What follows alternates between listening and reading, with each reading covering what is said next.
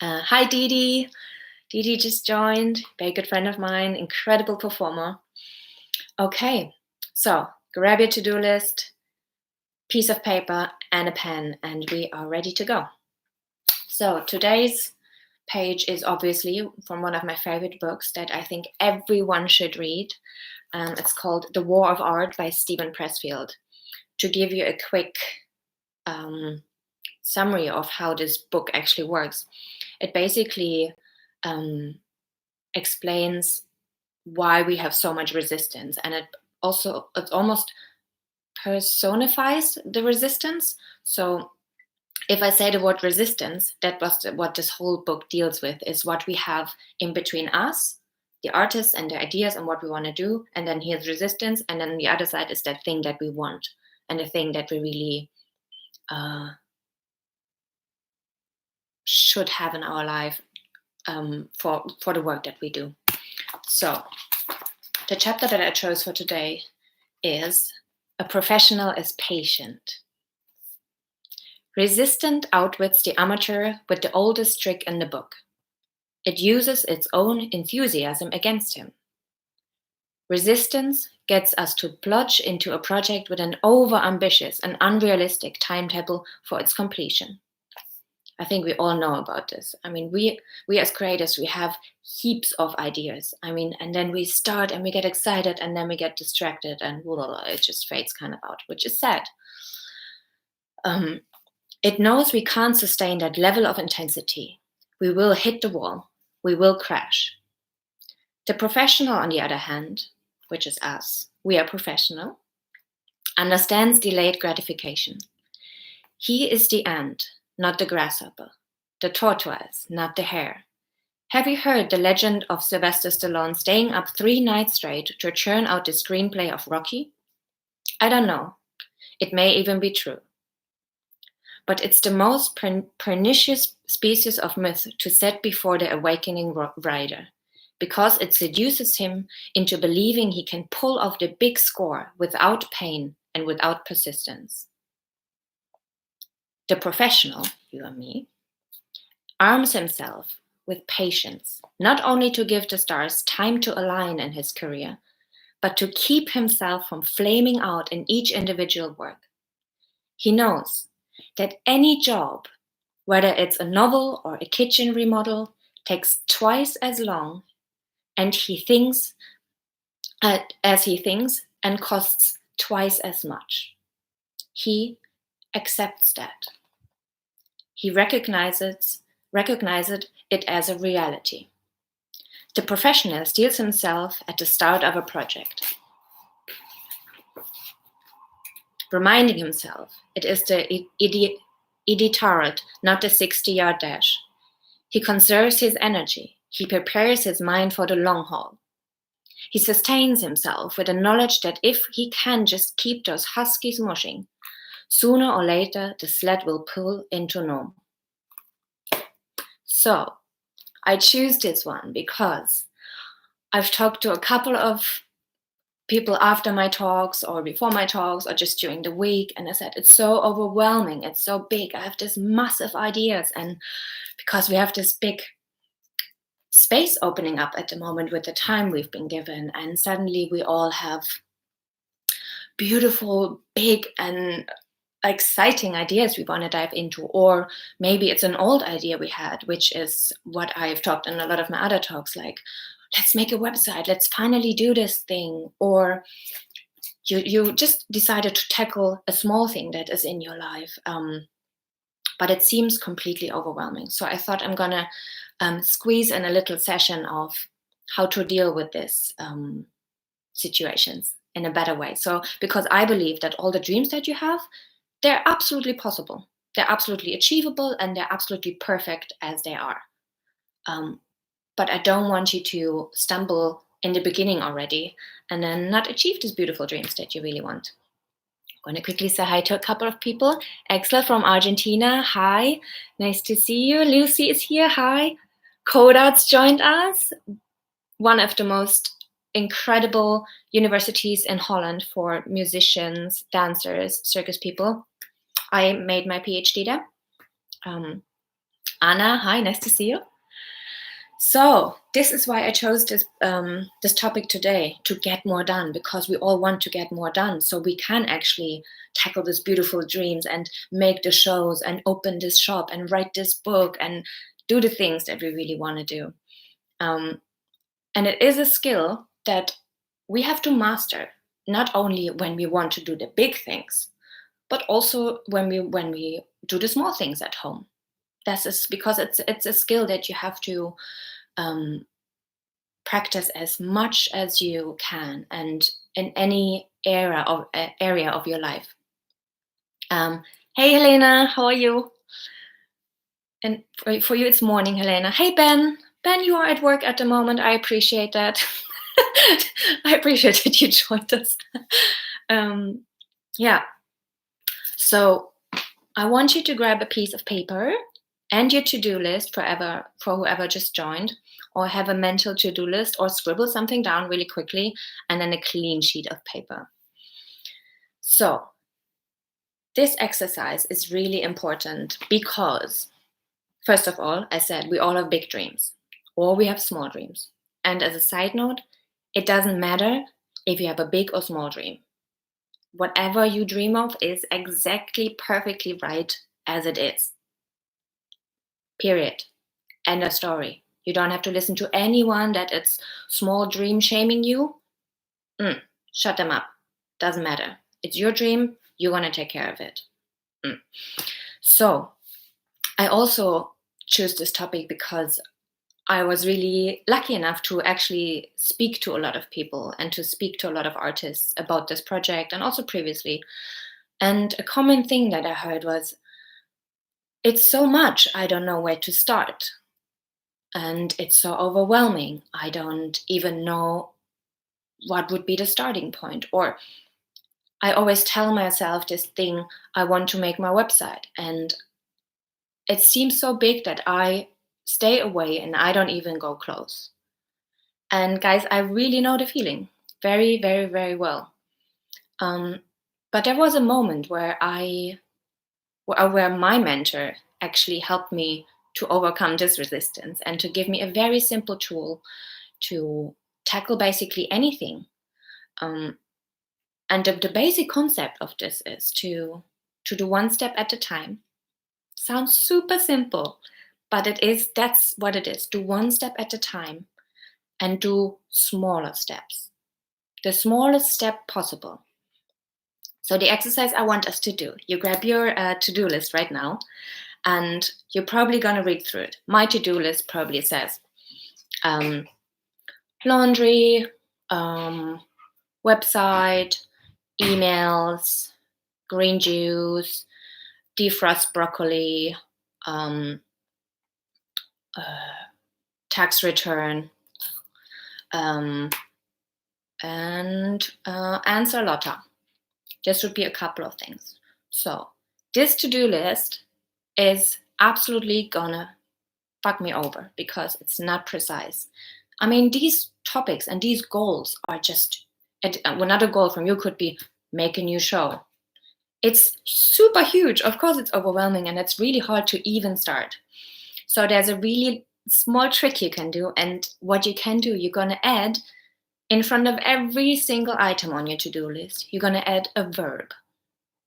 I didn't invent this, so I'm not reinventing the wheel here, but it's something I used for many years that really helped me to trigger me interaction. And a verb in front of your to-do list does this. So if you have there, for example, website, it could be brainstorm websites, or it could be actually the only winner on this list was defrost broccoli, because it's something that you can do in one step. It's the smallest possible step. So you're going to put a verb in front of everything on your to-do list. And also, I want you to break it down. So everything that is, if it says, I love websites. That's why I'm always going to use this topic. But as I said in previous sessions, ask yourself, how can I make this work for me?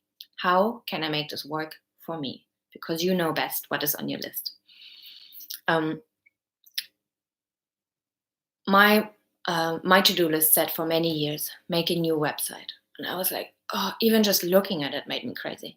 So I want you to break these steps down, declutter it, like take it apart. So make a website, I think, and this step needs to be achievable within one session. So whatever you write down as one step, you need to be able to do it in one go. In one day, in 1 hour, in 15 minutes, you need to be able to achieve it the moment you start doing it. It's really, really important. So size it down until you can understand, I can do this today. I can do this today after the session. This is the size of the goal that you want to get down to. And then you do one after the other, one little step after each other. And at some point, there's this beautiful thing that you build step by step by step by step. Okay, I'm going to try to give you an example for that. Website. I know, my favorite thing in the world. Make a new website. Ooh, super big. Okay. Going back. Okay. Maybe I would write a mind map. I would make a website, and I would make like a spidergram? I don't know how it's called. And write down, okay, one step is research templates or choose 10 of my favorite templates. Compare Wix versus Squarespace, or write the copy for my about page, or make a folder with high resolution images for my website, or choose the color font of my website. Every single step of these steps I can really understand, and in front of every step was a verb. So it's really actionable and it makes me want to do it. Okay? Does this make sense to everyone? And can you think back of something where you probably have done this already? Because we have a couple of people that really struggle from overwhelm so much. And this is the most safe strategy you can choose for literally anything. This could be going to the gym. For me, I don't look like it, but it's so difficult for me. And in order to do it, I had to literally find the smallest step that makes me take action. Because any insight without taking action is completely useless. You understanding it is fair enough, well done. But unless you act on it, waste of time. So me going to the gym, I had to work so far back that I had to, in the evening, lay down my pants in front of my bed, like my legs, my t-shirt next to it, my water bottle, everything needed to be prepped. So I literally woke up. I had no time to even think about it. So I just put on my pants, my t-shirt, headphones, and sip of water, and I went running. That's something that worked for me. So the smallest step possible was actually the day before, setting everything up.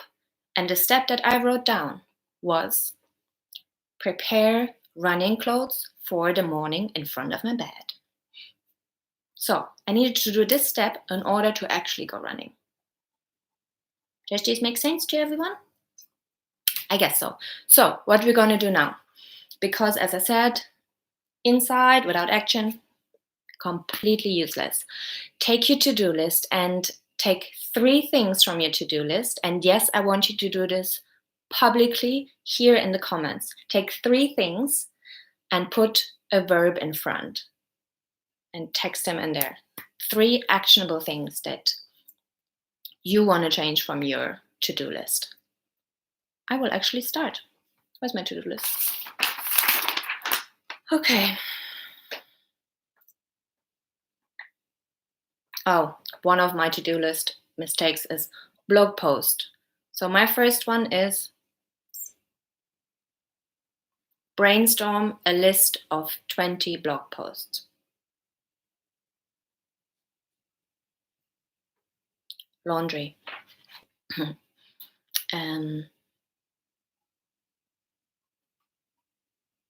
Wash all my white laundry. I don't know if that's a good one. Defrost broccoli. Listen, it's already done. So, I want you to write it in the comments, because the most important thing is that we share and connect and help each other to find more examples of how to do this better. And the thing is, you have all done this. Okay, research new photographers that I don't know of yet. Yeah, really good one. Chastity said this. Helena says, 1, sort the photos for my website. Really good one. Yeah, that's something I'm very guilty of. I want to do all the pretty things first, and I just upload all the things to my website, and then everything is messy, and I'm like, oh, I don't know where to continue now. Who else has an example from your to-do list that you can verbalize now? 2nd, research DJs. Yes, good one. Bexy says, research costume examples I love. Yeah, that's a good one. Also, I was not precise about that, but I would, because it's a before and after exercise. If you want, let us know what it was before.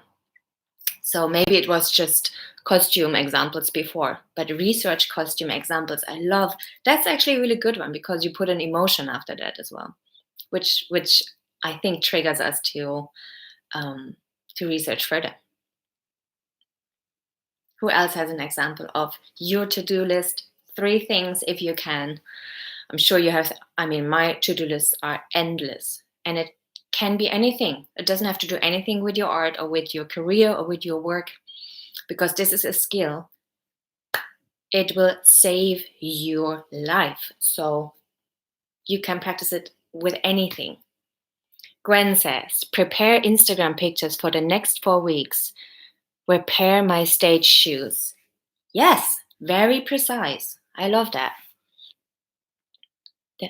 I think the first one is even the best one. Prepare Instagram pictures for the next 4 weeks. Repair my stage shoes. You could even be more precise. Repair my red stage shoes. Because I don't know, how many do you have? Do you want to repair 1 shoe, 2 shoes? How much is to do with these shoes? Lucy says, before Hannah's show.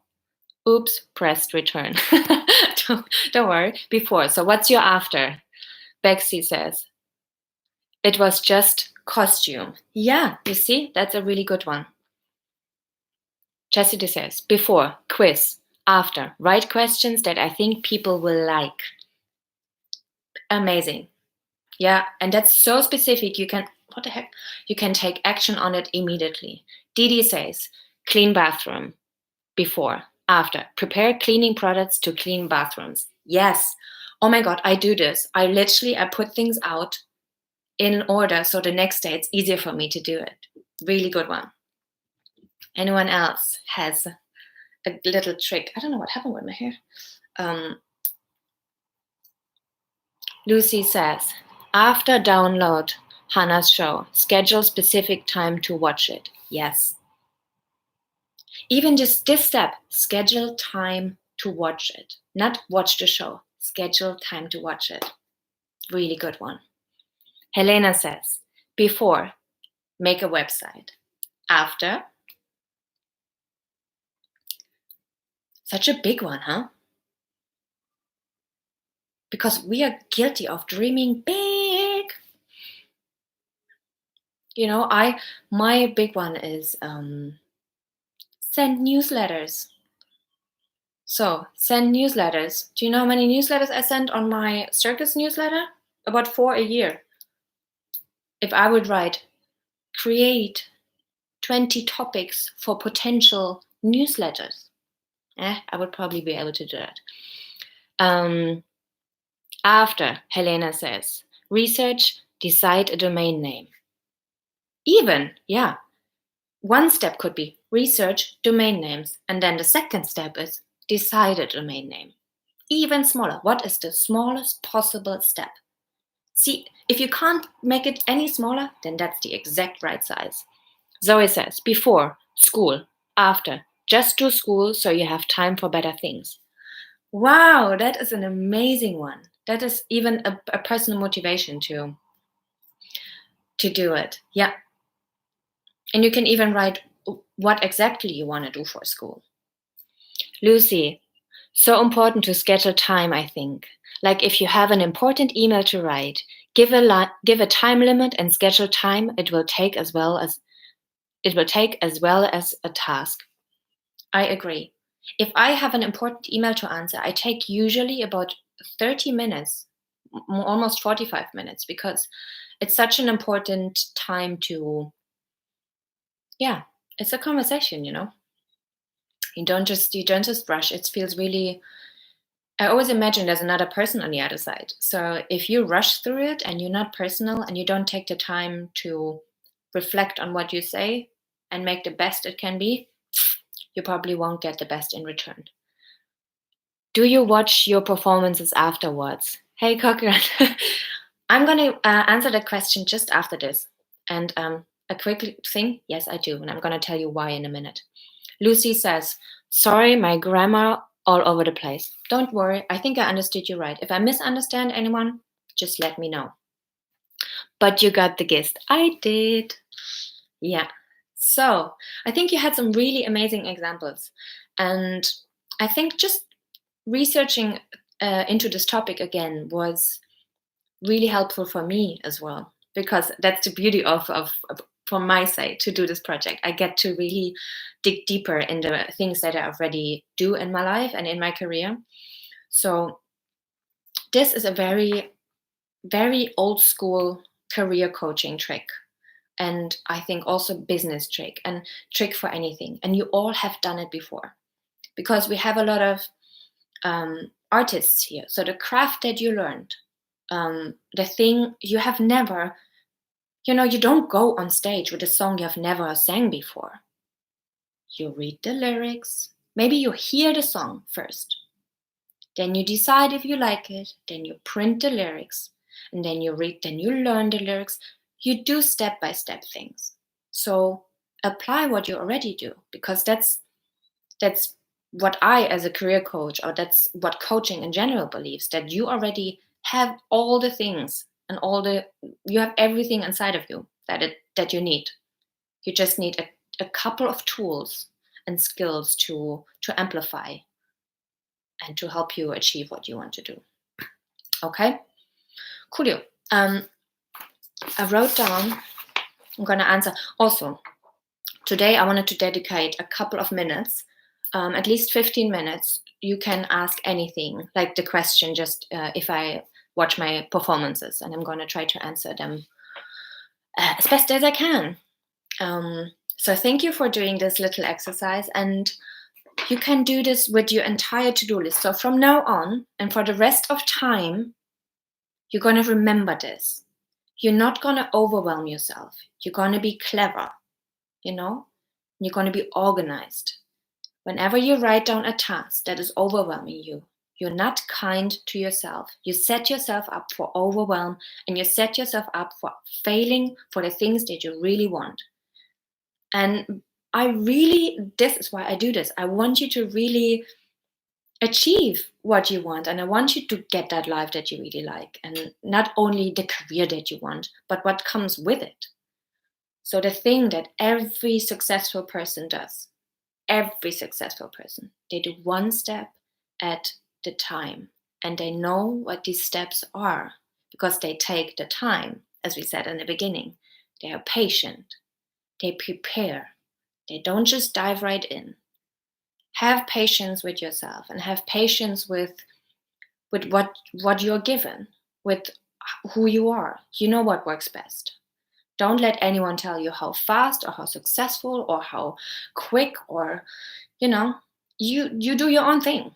You know what works best. So stay with yourself and research what works best with you, and take time to really tackle it down to the smallest step possible, because we all always and at any time and in any place can do one step, period. I want to finish with a quote that I really, really liked. And it's from Bronnie Ware. He wrote the book about the top 5 regrets of the dying. Really, really beautiful book. The number 1 regret of the dying is wishing they had the courage to live the life they wanted to live, not the ones others expected of them. This really resonated with me, and I hope it does with you. And there is not much, we already have to be super brave to be artists, I feel at least. So set yourself up for success within this really challenging and wild and really difficult choice. That's what it is. It's never easy, but it's amazing. That's the good thing about it. And the world needs us. I really believe that. So I think, does anyone have any questions to the topic we just spoke about? I'm sure you can all apply that to at least one thing today, 100,000%. I'm going to answer the question from before. Feel free to answer me, to ask me anything for the next 15 minutes until 42.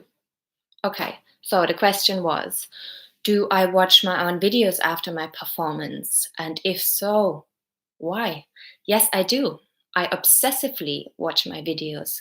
Not because I'm super full of myself and I love it, but because it is one of the most powerful tools to improve and to check if what I actually plan to do and what I thought it looks like is actually the case, which I think is really important, because we tend to create in our heads, and then we go on stage and we do the thing, and then you watch and you're like, oh, well, this was not what I intended to do. So I not only do it, but I also highly, highly recommend it. All the way back when I was in school, I literally, I always felt when I missed a chance to film a routine or even a run through of my act, I felt I missed a chance, or I missed the full capacity of improving. Because doing it myself is only, I can only be aware of so many things, you know? And usually when I perform, I'm aware of a very, now it's better. I'm aware of more levels that I do. I'm aware of my face expression. I'm aware of how I breathe, and I'm aware of how I move. But especially when I implement new things, it's really often that especially, it was in the beginning, I really wanted to be elegant, and I wanted to be, not sexy, but I wanted to be graceful. And I did all these moves that I thought will be elegant and graceful. And I'm telling you, it was not. It's now, but it was not in the beginning. So really great question. Do it. Anyone else has a question that I can answer for you? Can be even related to the topic today. And then Beauvoir joined us. Nice to see you.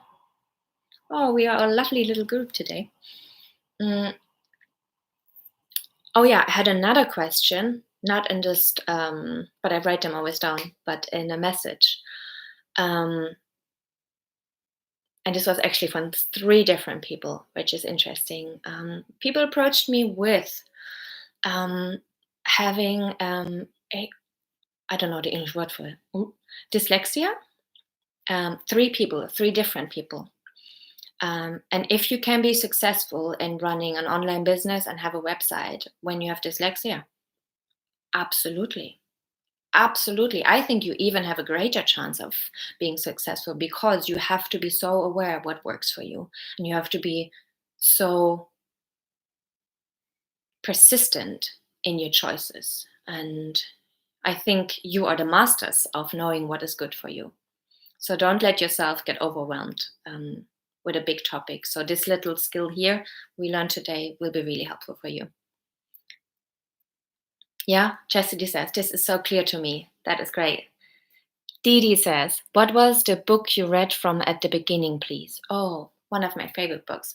The book is called The War of Art. It's actually, it's not, because on my website, I have a pick of the week. So I recommend a book every week that I think is useful for artists, and you can really learn from and apply to your career, and with that improve. The War of Art by Steven Pressfield.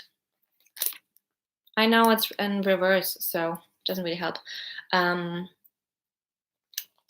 Yeah, really good book. The people that have been here before, I read from that book almost every session. Helena asks, how do you start thinking about your blog? That's a good question. I have been thinking about writing and teaching since many, many years, and I have always made notes about what I would want to talk about. So I think I'm just at the moment tapping into that archive I have in my head, but I also, one way of doing it, I literally do an exercise where I have to write down 50 ideas of blogs, of blog posts, or of sessions that I do, or topics that I want to do with you. And so I write down, I put myself a timer, 1 hour, have to jot down 50 things. Like I make it a really high number, because then you go through the phase of, oh, I have so many, I don't know anything anymore. And then you overcome this, and then you enter the really juicy stuff, which is really interesting. Another way of accessing ideas for me is I always look for places that really piss me off. It sounds stupid, but there's, in a place where I'm pissed off with something, there is a lot of passion in there. So I know there will be something in there that I will find inspiration, that I want to learn from, convert, and let you know about. That's an approach that I do. And then also ideas visit me all day. Like I try to be a very, you shower or you have a nap or you do whatever, and then it's like boop.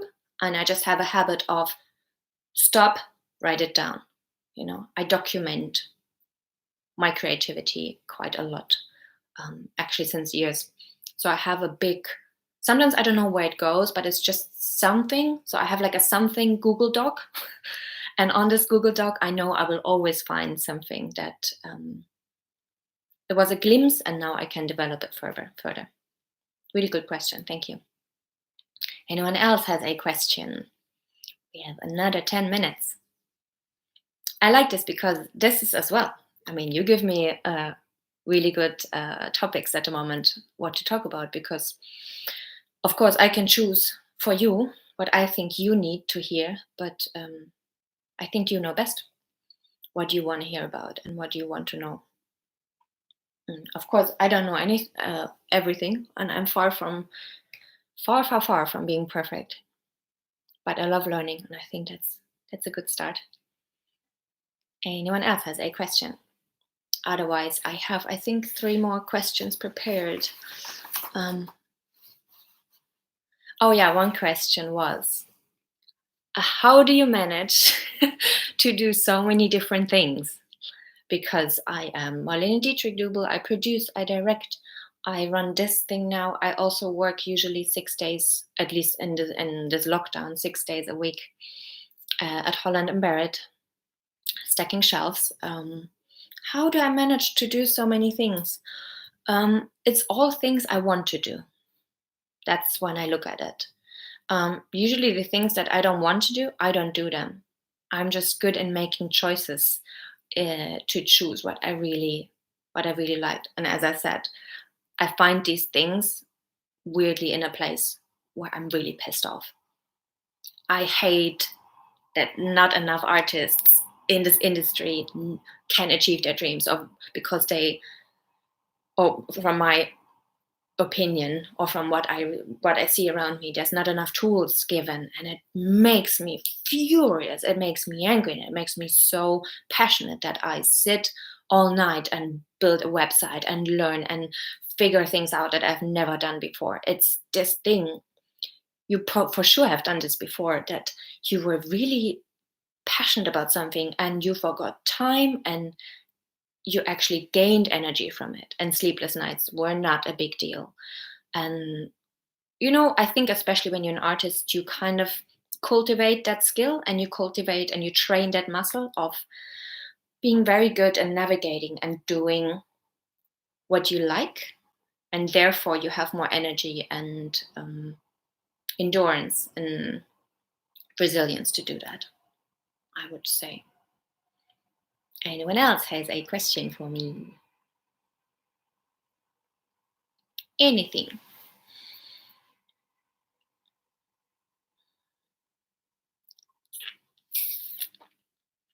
No? Well, it's your last chance. We have 5 more minutes. Hey, Jenny. So Jenny and me, we know each other since, I would say, 25 years. We went to school together. She was one of my best friends when I was very, very small. And I had braces.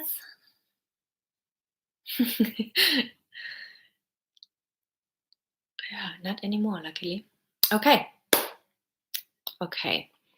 There's another question. Do you do any other acts? Any other acts than which one? Because there are many. So my main act, I do, yes. The question is yes, I do many acts. So I do within foot juggling. So I'm a trained circus performer. So my main act, my best product to say is the Marlene Dietrich in your repertoire. Yeah, I do. So my main act is the Marlene Dietrich tribute act, which is a foot juggling act based on Marlene Dietrich, which was an actress and movie star. And I happen to look exactly like her. So this is my strongest act. Within this genre, I do a couple of different things in the Marlene section. So I sing her songs. I also do walkabout as Marlene Dietrich. I teach kids circus courses as Marlene Dietrich, and I model as Marlene Dietrich. I walked in Paris Fashion Week as Marlene Dietrich. So there is, within that character, there is a lot of freedom in things that I do and that I keep exploring. Because the good thing is about having a character as a field, you can actually do so many different things. I also, within me as a circus performer, I also have different acts. So I have the Marlene act. I have a very contemporary modern act that I perform more in the club-like venues. Then I have an ABBA tribute, because the show that I produce in London is called Legends, based on music legends, and I created an act for this, based on ABBA. I also have a Christmas act, a Christmas-themed act, and a couple of others actually. As you see, I like to create a lot. The reason for that is, first of all, I love to create. That's just what I like. And I think what many of us, I mean, we are creatives. That's what we do. But the business reason behind that is, actually, Haley, my very good friend and colleague, told me, because I was like, you always work. How do you do this? And she was like, listen, gonna tell you how.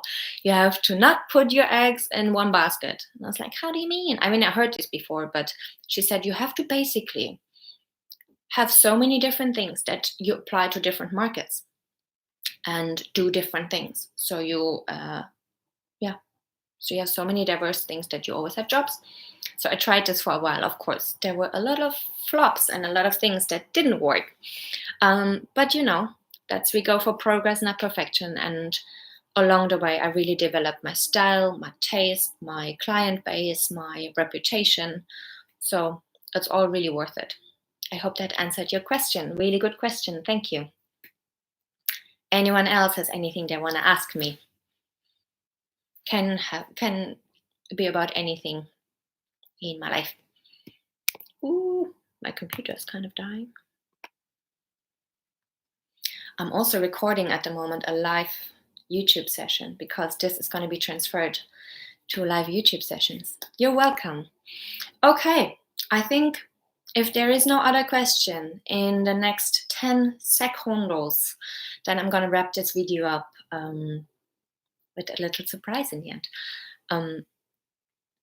10, 9, 8, 7, 6, 5. There's another question. So Helena asks, what are you doing these days to just stay balanced outside of this? Outside of this sessions, to stay balanced. I try to have, and this is not only during this time, it just comes in handy this time that I train this quite a lot, to have a routine and to eat healthy and to exercise. These 3 things. So I do quite an intense Inferno hot Pilates, which is like a HIIT Pilates training. So quite intense, but really healthy for the body. 24 minutes. The minute I come home, I just get into my training clothes and do that to, first of all, to keep my body fit, because once I have to go back on stage, I have to make sure that I'm strong and I don't injure myself, but mostly to keep my mind calm. And because to get out of your mind, you need to get into your body. And the best way to do that is to work out at least 30 minutes a day. Then I try to wake up on the same time, which is the routine that I talked about, and try to go bed on a kind of similar time, no matter what happens in that day. If I'm working or not working, that really helps me. It also really helps me to stay balanced, to stay connected with my family. I have a routine with my brother in Germany. Quite a lot of siblings. I'm not calling them all. We're 11. So I try to schedule calls with my family. And I think in general,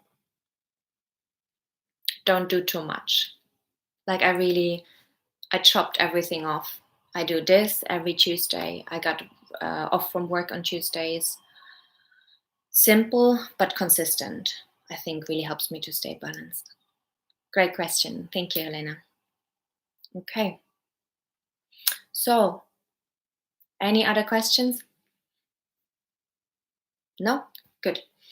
Then, not good. If you have more questions, you can always ask me anyway. So, for anyone that just joined after or in the middle or anywhere, this is a project called Let Me Educate You. A beautiful project and a community born in a crisis to connect our hearts with our arts and to stay connected and to keep moving while we have to sit at home, which I'm super passionate about. My name is Ulrike. I'm a professional circus and cabaret performer, Marlene Dietrich tribute artist, and producer and director of shows in London.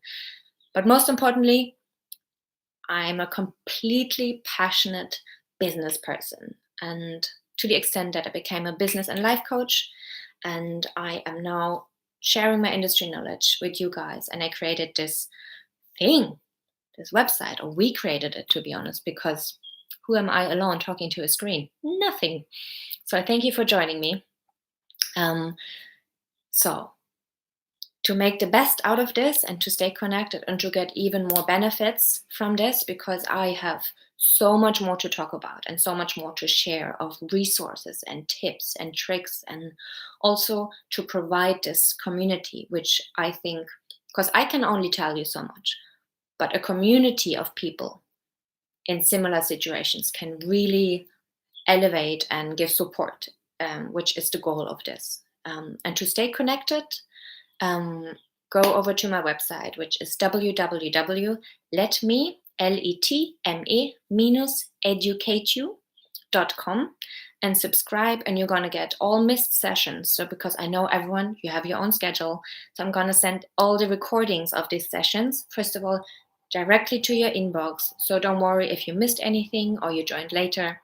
It's no big deal. And also you will have the chance to connect with me, submit questions, and be the first ones when I come up with all my beautiful future projects that I'm planning, and also the news that I have to share with you, because the ripple effect of this project is overwhelming. I told you already last week we had an interview with a beautiful and incredible magazine that is big in the theater and entertainment industry.